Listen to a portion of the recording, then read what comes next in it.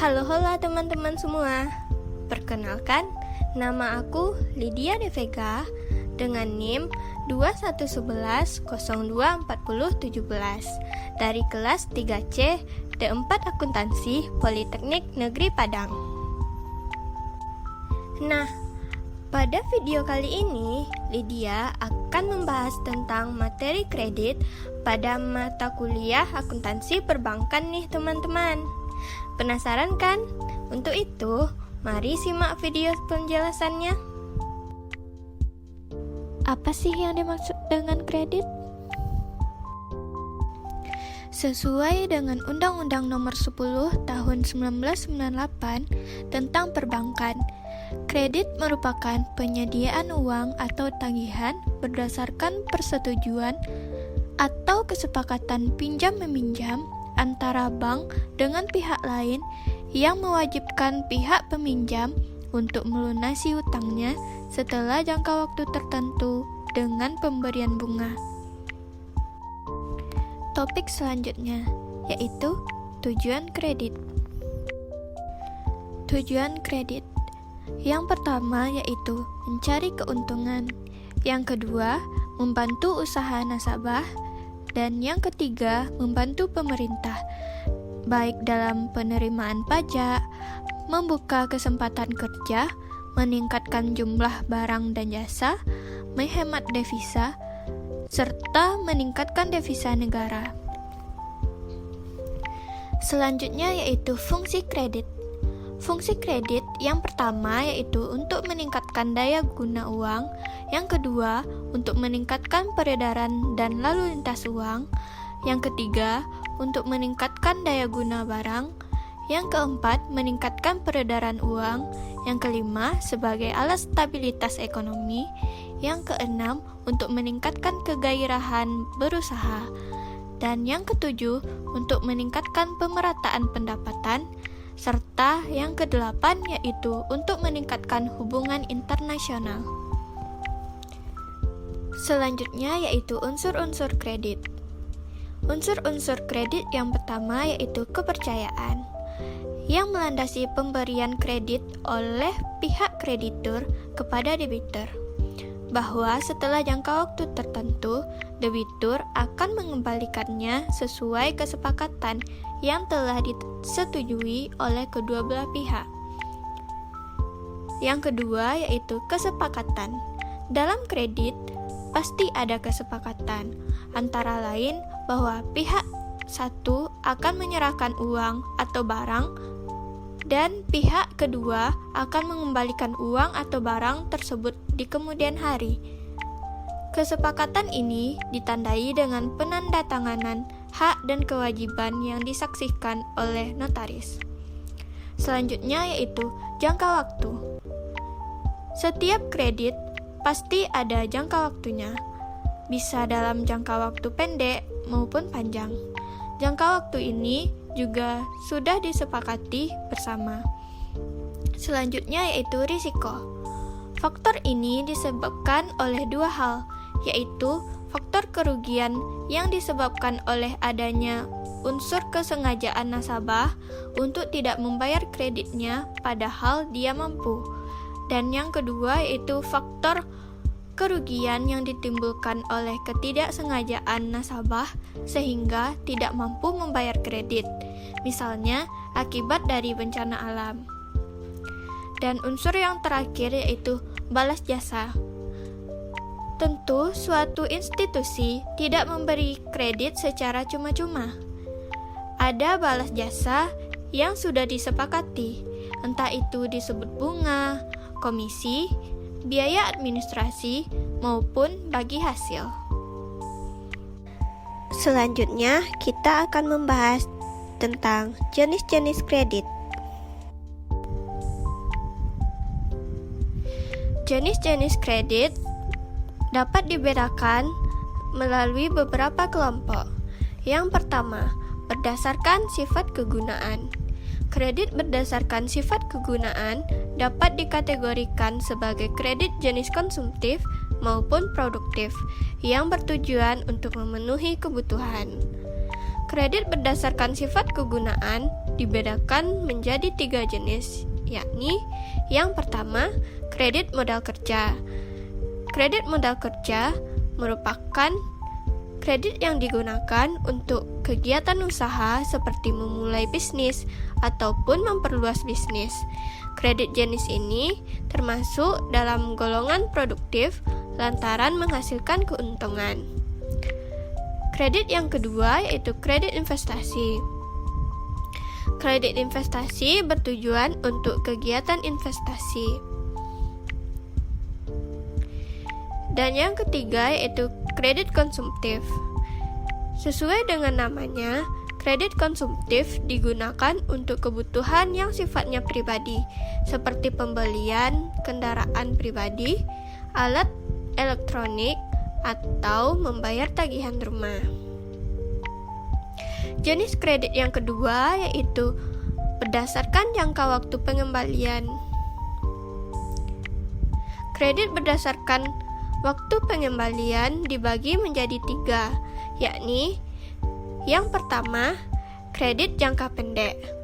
Kredit jangka pendek biasanya digunakan untuk kegiatan yang menguntungkan dalam waktu singkat kurang dari 1 tahun, seperti kredit pertanian. Yang kedua yaitu kredit jangka menengah. Kredit jangka menengah memiliki waktu pengembalian maksimal selama 3 tahun.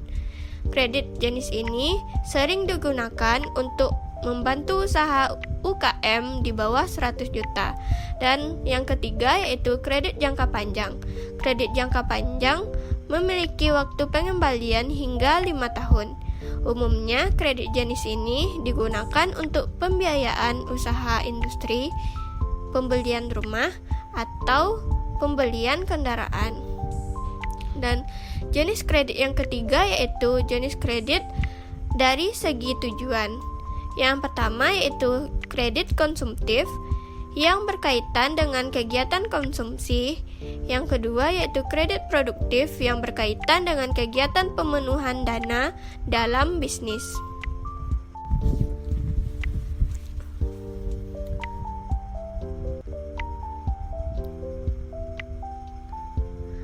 Jenis kredit yang keempat dikelompokkan dari segi jaminan, yaitu yang pertama, kredit dengan jaminan. Kredit yang diberikan dengan menggunakan barang berwujud atau barang yang tidak berwujud. Yang kedua yaitu kredit tanpa jaminan, yaitu kredit yang diberikan tanpa menggunakan barang atau orang sebagai jaminan. Yang kelima yaitu jenis kredit yang dilihat dari segi sektor usaha. Yang pertama, kredit pertanian. Kredit ini diberikan untuk meningkatkan sektor pertanian, peternakan, perkebunan, dan perikanan. Yang kedua, kredit perindustrian.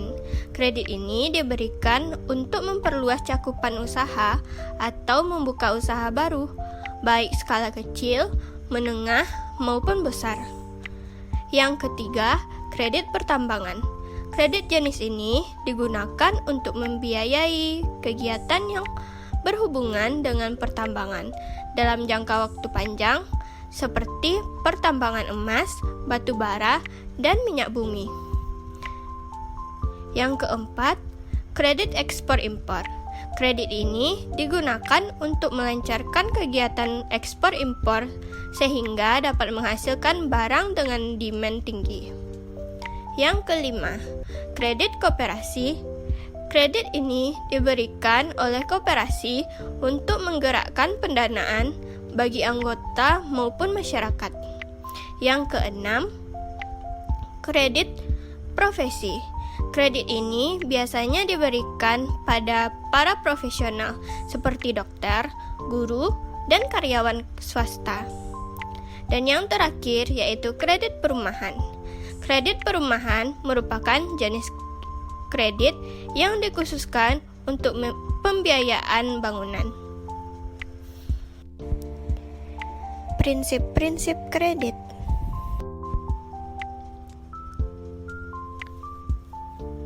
Prinsip-prinsip pemberian kredit terbagi atas 2 analisis.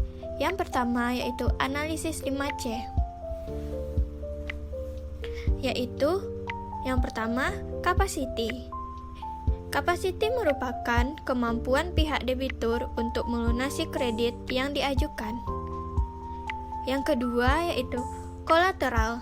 Kolateral merupakan jaminan yang akan diserahkan pada pihak bank. Yang ketiga yaitu karakter. Karakter sebenarnya menjadi kriteria awal yang akan dinilai. Pihak bank akan melakukan wawancara untuk menilai sikap hingga latar belakang calon debitur. Yang keempat yaitu kapital. Kapital khususnya merupakan kriteria bagi nasabah yang mengajukan kredit usaha. Dan yang kelima yaitu condition, yang merupakan kondisi ekonomi pihak pengaju kredit. Kondisi ekonomi ini dapat menjadi acuan apakah seseorang mampu membayar kredit yang diberikan pihak bank. Nah, analisis selanjutnya yaitu analisis 7P. Yang pertama yaitu purpose. Purpose ketika mengajukan kredit. Tentu kita memiliki tujuan atau keperluan yang harus dipenuhi. Pihak bank perlu mengetahui tujuan kredit yang diajukan guna menentukan kredit yang tepat. Beberapa tujuan orang mengajukan kredit antara lain biaya pendidikan, usaha, renovasi, dan masih banyak lagi. Selanjutnya yaitu profitability. Seperti prinsip sebelumnya, profitability juga berkaitan dengan bisnis yang dimiliki nasabah. Kriteria ini lebih fokus pada pengajuan kredit untuk dana usaha. Adapun kemampuan yang dilihat yaitu cara dan kemahiran nasabah dalam memperoleh keuntungan atau laba bisnis. Dan yang terakhir yaitu protection. Protection merupakan prinsip yang berkaitan dengan jaminan yang diberikan pada pihak bank. Hal ini penting untuk melindungi bank dari risiko gagal bayar kredit. Adapun jaminan yang dapat berupa perusahaan, aset rumah, hingga asuransi yang dimiliki pihak pengaju kredit. Lalu, apa saja sih prosedur pemberian kredit? Yuk simak lebih lanjut. Prosedur pemberian kredit. Yang pertama yaitu permohonan calon debitur.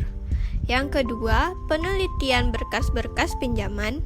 Yang ketiga, wawancara awal. Yang keempat, on the spot. Yang kelima, wawancara kedua. Yang keenam, keputusan kredit. Yang ketujuh, penandatanganan akad kredit. Yang kedelapan, realisasi kredit. Dan yang kesembilan yaitu penyaluran dana. Aspek-aspek penilaian kredit. Aspek-aspek penilaian kredit mencakup yang pertama yaitu aspek hukum, yaitu aspek dengan mengetahui legalitas usaha. Misalnya, surat izin usaha perdagangan atau SIUP untuk sektor perdagangan. Lalu surat izin usaha industri atau SIUI untuk sektor industri. Lalu nomor pokok wajib pajak atau NPWP. Kemudian kartu tanda penduduk atau KTP, tanda daftar perusahaan atau TDP, dan sertifikat tanah serta sertifikat deposito. Aspek yang kedua yaitu aspek pemasaran, yaitu dengan mengetahui daerah pemasaran serta pesaing prospek produk. Aspek selanjutnya yaitu aspek keuangan, seperti cash flow dan rasio keuangan. Lalu aspek teknis atau operasi yang berkaitan dengan masalah produksi. Lalu aspek manajemen seperti sumber daya yang dimiliki dan pengalaman. Lalu aspek sosial ekonomi meliputi dampak terhadap ekonomi dan sosial masyarakat. Dan yang terakhir yaitu aspek AMDAL, yaitu aspek yang berdampak pada lingkungan.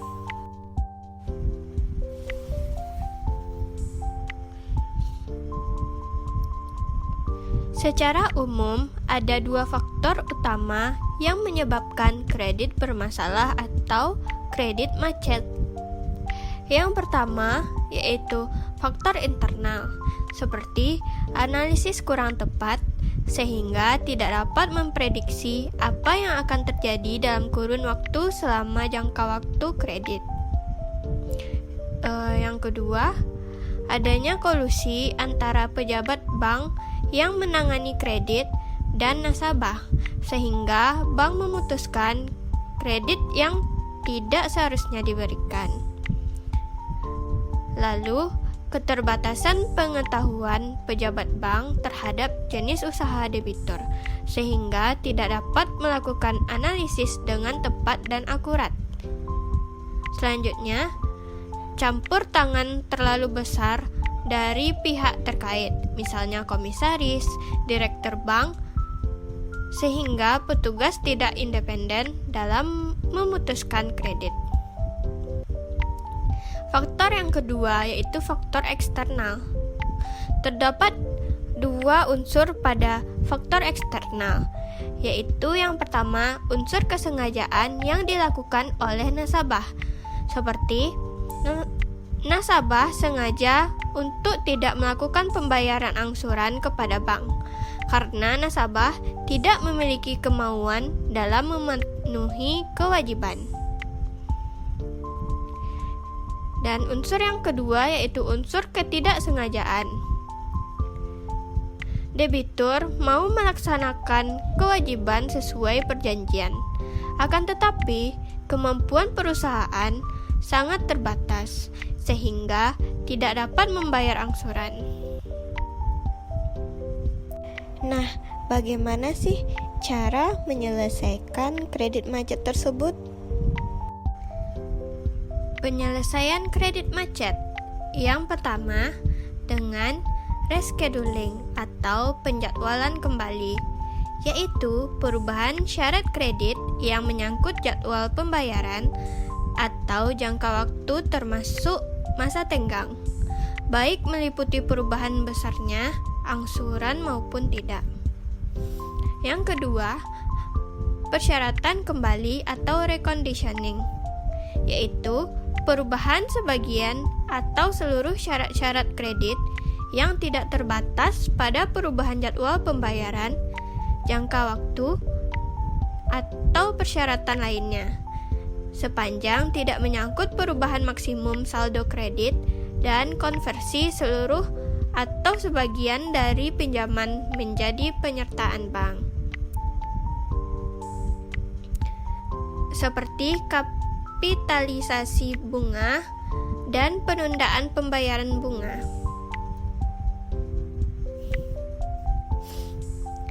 Dan yang ketiga yaitu penataan kembali atau restructuring, yaitu perubahan syarat-syarat kredit berupa penambahan dana bank atau konversi seluruh atau sebagian tunggakan bunga menjadi pokok kredit baru atau konversi seluruh dan sebagian dari kredit menjadi penyertaan dalam perusahaan.